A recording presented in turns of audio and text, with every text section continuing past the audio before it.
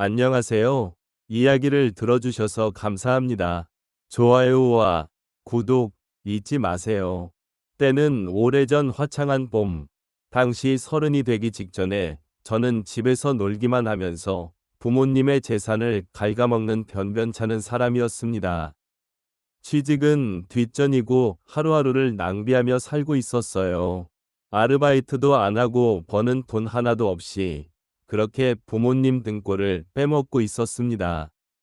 집안의 가장인 아버지가 직장 내에서 사고로 손을 못 쓰게 되어서 그 길로 은퇴를 하시게 되었고, 저는 졸지에 집안 지원이 끊기게 된 건 물론이고, 장남인 제가 가장 역할을 해야 하게 돼서 취직을 할 수밖에 없었습니다.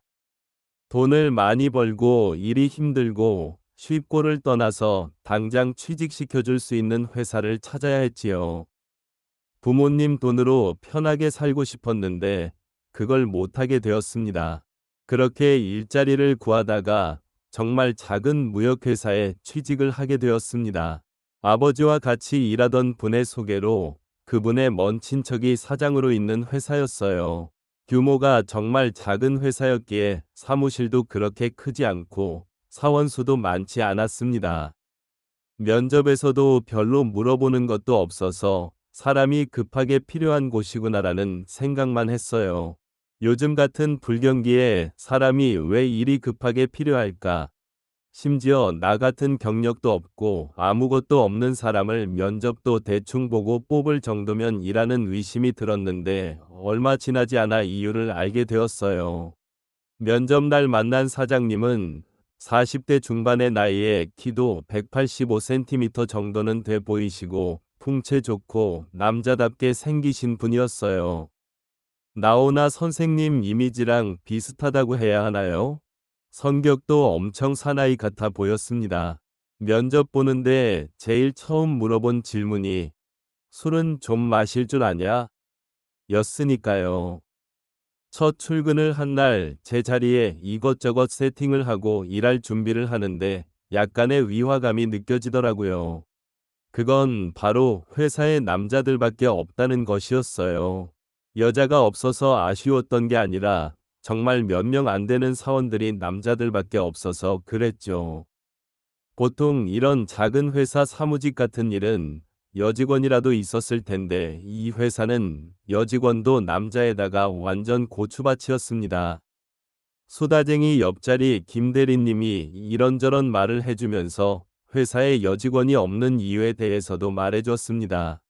우리 사장님이 사실은 여자를 엄청 좋아하시는 분이라고. 원래 2년 전까지는 여직원이 남자 직원보다 많았는데 사장님이 여직원들한테 손을 대기 시작했다가 그 바람에 이렇게 남자만 남게 되었다고요. 여직원을 손대기 시작하면서 직원들이 외근 나가고 아무도 없을 때 빈 사무실에서 여직원을 어떻게 해보려고 했답니다. 근데 그 여직원도 보통이 아니어서 그 사실을 가지고 돈을 어떻게 뜯어내보려다가 사모님까지 그 사실을 알게 되었다는 거죠. 처음에는 사모님이 사장이 꽃뱀에게 물렸겠거니 하고 생각하고 한번 넘어가 줬는데 사장은 정신 못 차리고 그 이후에도 남아있는 다른 여직원에게 마저 손을 대려고 했던 거죠. 그런데 여기서 재밌는 건 그 여직원은 이미 사모님이 포섭한 끈 어플이었다고 하네요. 그렇게 또 여직원에게 손을 대려던 사실을 알게 된 사모님이 회사에 찾아와서 다 때려 부수고 난리도 아니었다고 합니다.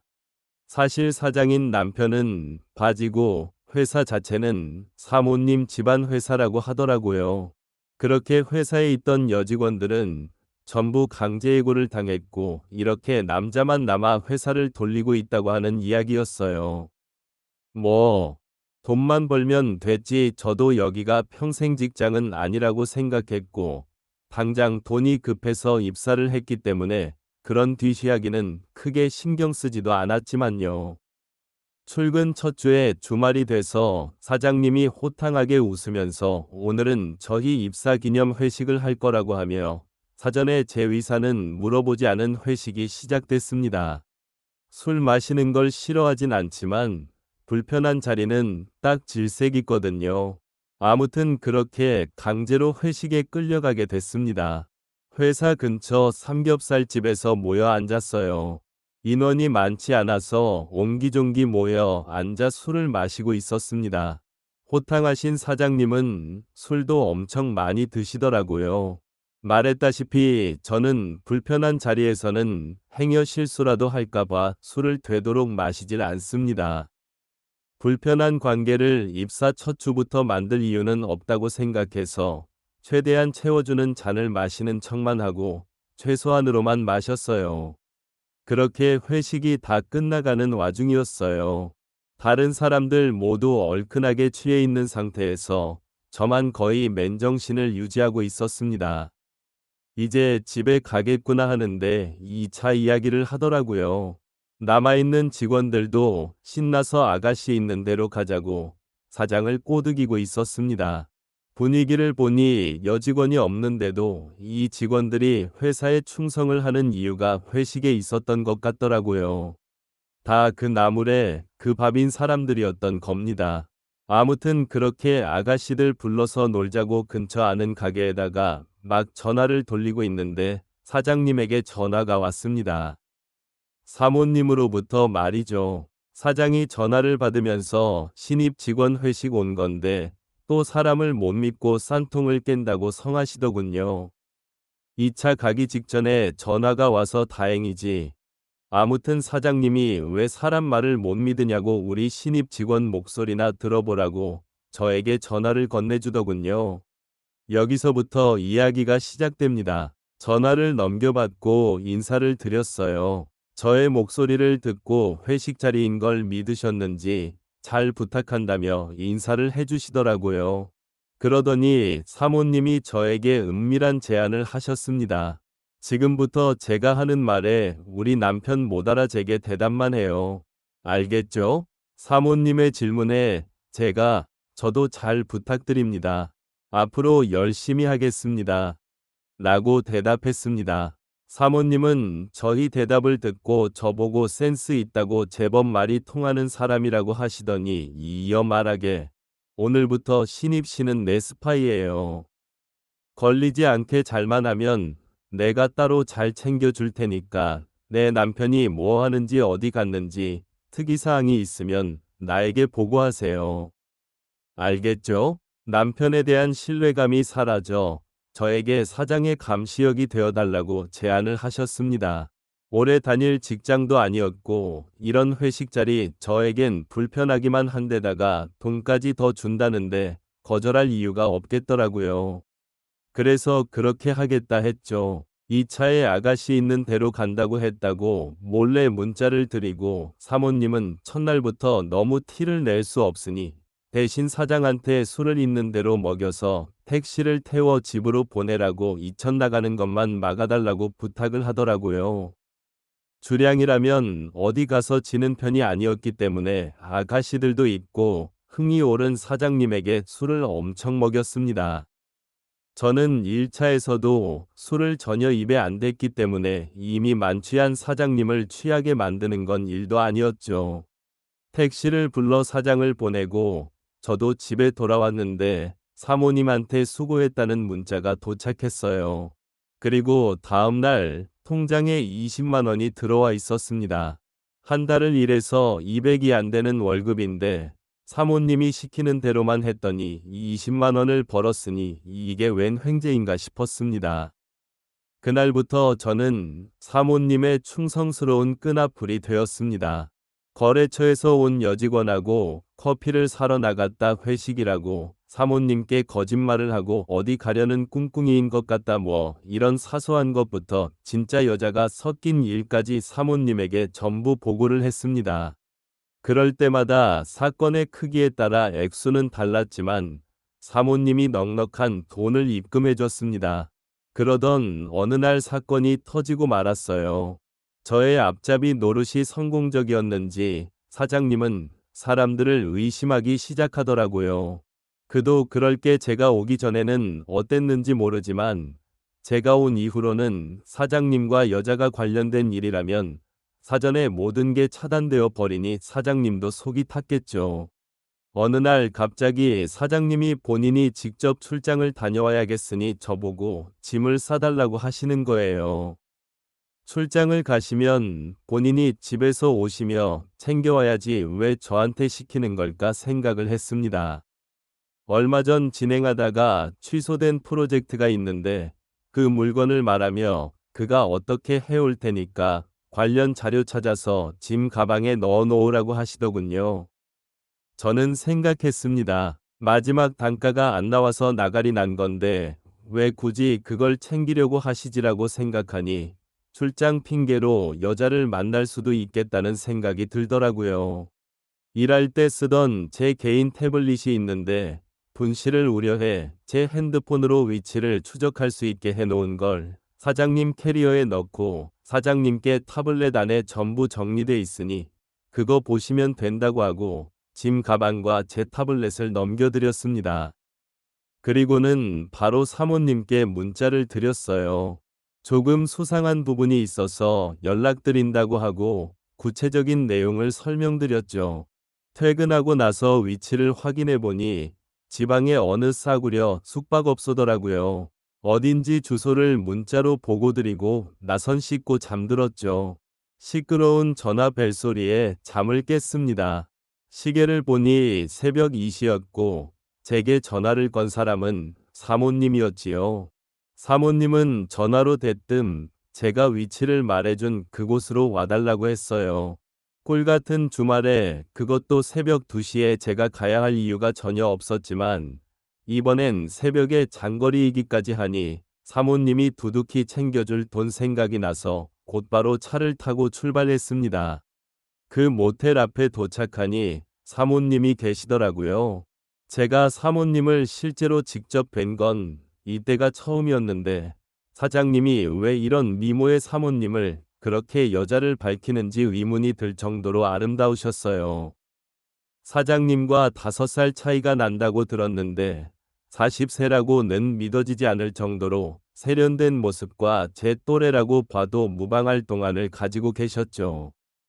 그동안 들어온 이야기 덕에 깐깐하고 무서운 아줌마 딱 그런 이미지였는데 전혀 다른 모습에 놀랐습니다. 어색하게 인사를 드렸는데 사모님은 손톱을 물어뜯으며 시선은 온데간데 없이 혼자 중얼거리고 있었어요. 안절부절 못하는 모습이 조금 섬뜩하게 됐습니다. 대충 진정시키고 상황을 들어보니 이미 한참 전에 도착해서 기다리고 있는데 남편, 즉 사장님의 차는 보이지 않고 10시부터 지금까지 기다렸는데 차가 돌아오지 않고 있다고 하시더라고요. 새벽 공기는 너무나도 추웠습니다. 이대로가 다간 사장님이 도착할 때까지 밖에 죽치고 있을 것 같아서 일단 작전을 세웠습니다. 사모님 차나 제 차나 사장님이 뭔지 뻔히 알고 있는데 여기서 기다리다가 우리를 보면 안 뻔하니 사장이 잡은 방 바로 옆에다가 방을 잡고 옆방 문이 열리는 소리가 들리면 현장을 잡을 수 있을 거라고 설명했죠. 사모님은 이내 수긍하시고 그렇게 추위를 피할 방으로 들어갔습니다. 단둘이 방 안에 들어가니까 분위기가 좀 어색하더라고요. 저는 자다가 씻지도 못하고 나와서 세면도구를 사서 들어왔는데 그 안에 커플들 사용하라고 들어있는 미생용품도 같이 있었으니까요. 멀리 떨어져 있어야 하나 같이 있어야 하나 고민하다가 자다 나온 데다가 운전까지 했으니 사모님께 조금 눈 좀 붙여도 되냐고 허락받고 부족한 잠을 청했습니다. 이제 막 잠에 들 것 같은데 사모님이 절 흔들어 깨 오시더라고요. 졸린 눈을 겨우 뜨니 사모님이 눈물을 흘리고 있었고 어떡하냐고 하셨어요. 너무 깜짝 놀라 무슨 일인가 여쭤보니 드디어 옆방 문이 닫히는 소리가 났는데 이 소리 좀 들어보라고 하더라고요. 옆방에서 나는 소리를 집중해서 들어보니 사장이 웬 여자랑 방 안에서 대화를 나누는 소리가 들리더군요. 남편이 바람피는 현장은 사실 직접 처음으로 목격한 거라 어떻게 해야 할지 모르겠다는 겁니다. 회사를 뒤집어 놓았다길래 아주 대판 못 볼 걸 보겠거니 했는데 너무나도 여성스러운 모습에 오히려 제가 다 당황스럽더군요. 분위기도 뻘쭘하고 해서 어깨에 손을 올리고 괜찮으세요라고 여쭈며 위로해줬는데 사모님이 갑자기 저한테 들이대더라고요. 옆방에 남편도 하고 있는데 나라고 못하겠냐며 사모님의 모습을 보아하니 저한테 선택권도 없는 것 같더라고요. 저도 그냥 모든 것을 포기하고 흐름에 몸을 맡겼습니다. 미모도 출중하신 분인데 제가 거절할 이유도 없었어요. 사모님은 옆방까지 들리란 듯이 억지로 크게 소리를 내고 있었습니다. 하지만 사장이 옆방에 있는 게 자기 마누라라는 생각이나 했을까요? 그 목소리는 아마 닿지 않았을 겁니다. 오히려 질 수 없지 않은 자극제가 되었는지 옆방에서 나는 소리도 따라서 커지기 시작했지요. 아침이 돼서야 사모님은 돌아갔는데 지갑에 있는 현금을 잔뜩 빼더니 저한테 던져주곤 말도 없이 그냥 가버리더군요. 충격이 얼마나 크면 저럴까 싶었습니다. 던져준 돈의 금액을 세워보니 자그마치 100만 원이었습니다. 조금 기분은 더러웠지만 님도 먹고 뽕도 따고 다 했네요. 그리고 월요일에 출근했는데 사장님이 제 타블렛을 돌려주시며 잘 썼다고 고맙다고 해주셨습니다. 기록을 보니 정리해둔 파일 오픈도 안 하셨는데 뭘 잘 쓰셨다는 건지 아무튼 분위기를 보아하니 그날 이후 아무 일도 없었던 것 같더라고요.